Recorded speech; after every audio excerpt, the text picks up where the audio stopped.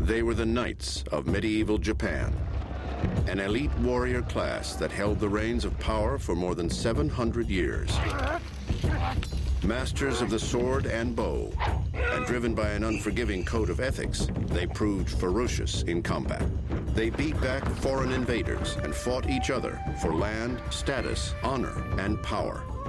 Their legacy of martial artistry and self-discipline persists even today. They were the samurai.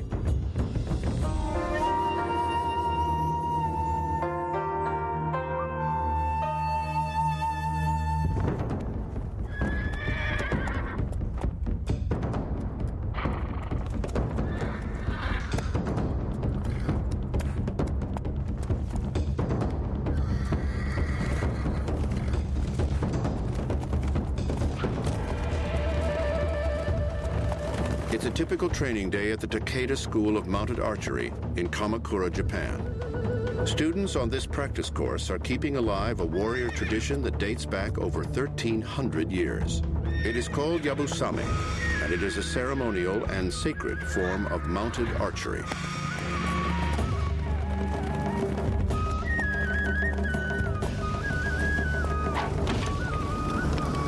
Established in the 7th century as a way to pray for peace and prosperity across the land, Yabusame is still performed primarily at religious festivals and for visiting dignitaries.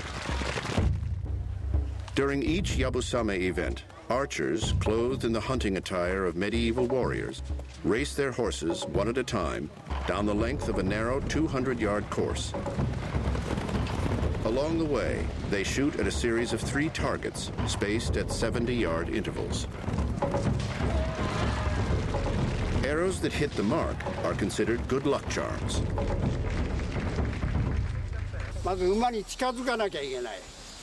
Shiro Iyataka Kaneko is the 35th master of the Takeda School. It takes about 3 years to be able to perform Yabusame for the first time. But the most talented ones have been practicing for 10 to 15 years.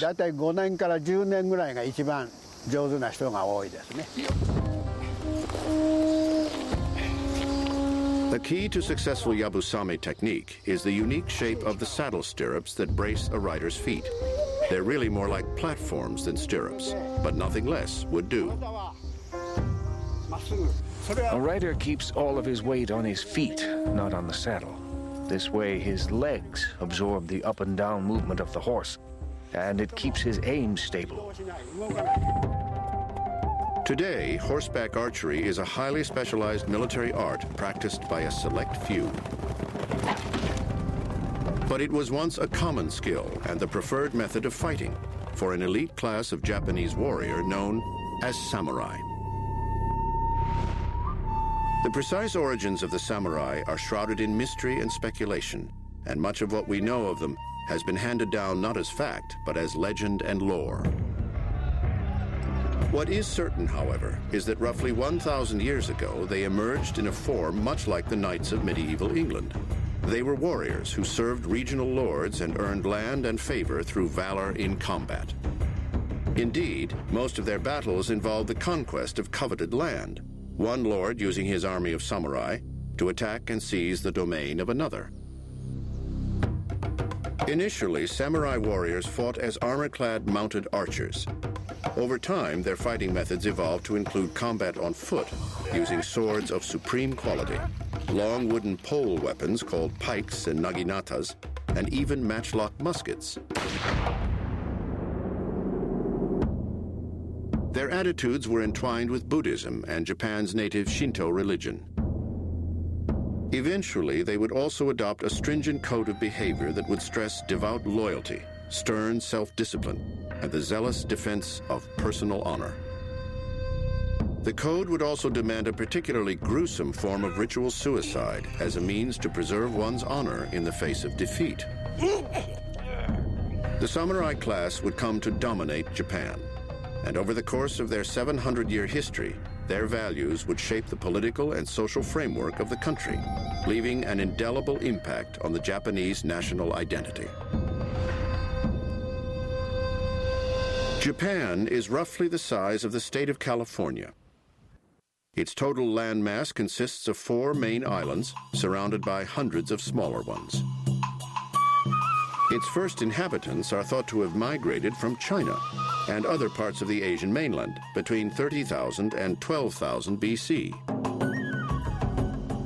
By 300 AD, some inhabitants had developed rice farming and established long-term settlements in the Yamato Plain, a fertile area in the southwestern portion of Honshu, Japan's main island. This permanent settlement soon gave birth to a political state based on military might and taxation paid in the form of rice. Rice is a labor-intensive way of getting food out of the ground. And it's also a way of getting food out of the ground that makes you very committed to a place. If you're doing slash and burn agriculture, you can up and move. If you're building an elaborate irrigation system and then growing rice on it, you've put years of labor into a spot and you need to farm it for years to get the value of your labor back. And this makes it very easy to tax people. They're less inclined to up and run away. Groups of extended families called clans began to struggle for dominance of the Yamato Plain. Small armies soon formed, supported largely by taxes collected from farmers. The history of this period is vague, but eventually one group, who took its name from the area in which it lived, made the right combination of strategic alliances to come out on top, the Yamato clan. They rose to dominance sometime in the 6th century. The Yamatos declared their successive leaders emperors and supported this move by also claiming divine origin. Their empire gradually widened as they conquered territories in neighboring regions of Honshu. Perhaps the most well-known figure from this family was a bigger-than-life warrior named Yamato Takeru no Mikoto, better known as Prince Yamato. He was basically a mythical figure, a sort of Hercules sort of character that's invented as part of this growing political mythology. He's noted for a number of exploits. In the story, he sort of single-handedly travels about Japan, subduing various rebellious tribes and individual leaders. Prince Yamato's fearless and daring behavior, mythical or not, became an archetype for future Japanese warriors. In the middle of the 7th century, these so-called emperors had accumulated enough power, enough control over at least the central parts of the main Japanese island in order to impose a political reform. In this reform, the imperial family set up a central government with a palace and a court of nobles, counselors, and government administrators at the site of present-day Kyoto. To provide the nobles with income, imperial lands were divided and distributed among them.